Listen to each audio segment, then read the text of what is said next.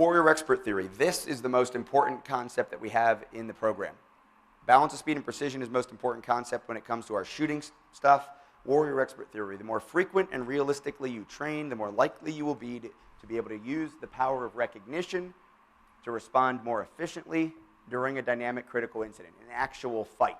All right, dynamic critical incident is just our fancy word for the actual fight.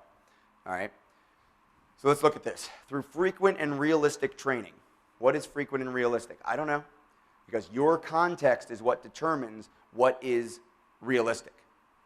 Your budget, your access to a range, your interest, your justification in the training budget that you're going to establish, that's what determines what is frequent, right? If you're getting ready to go overseas as a private security contractor in a war zone, you can probably justify a much greater frequency than the person who's been shooting for 30 years and carries a gun 5 days a week and lives in a rural community with very little interpersonal crime.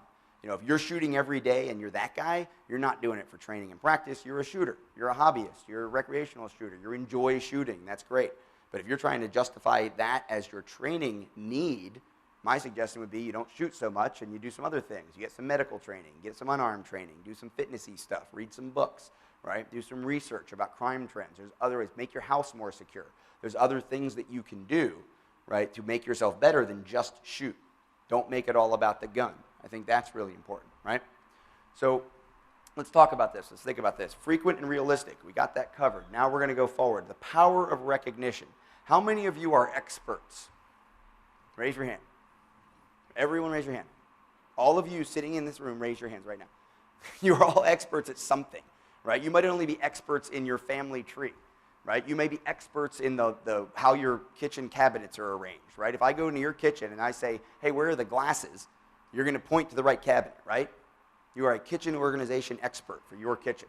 That's fine. Some of you may have other areas of expertise, medical, computer programming, the English language. You may know a lot about stamp collecting. I don't know. You may be experts in terms of personal defense and firearms. You may know a lot about hunting cartridges. You may know a lot about rifles, model numbers, and all that kind of stuff. You're an expert in some area, right? How did you get to be an expert in whatever area you have expertise in?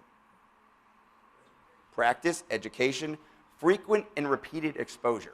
So lots of repetitions of exposure to some set of information in a condensed time period, and then especially over an extended time period. So very frequent, that's the condensed time period, and then over a long period of time. That's how you get to be an expert. So if you constantly expose yourself to things like what is your balance of speed and precision, you're much more likely to become an expert, to have an accurate understanding of how quickly you can shoot a chest under a variety of circumstances, and more likely to have an appropriate confidence when it comes to driving that gun out and applying the right amount of skill to get the hit you need to get. So frequent, repeated exposure over time. That's how you become an expert.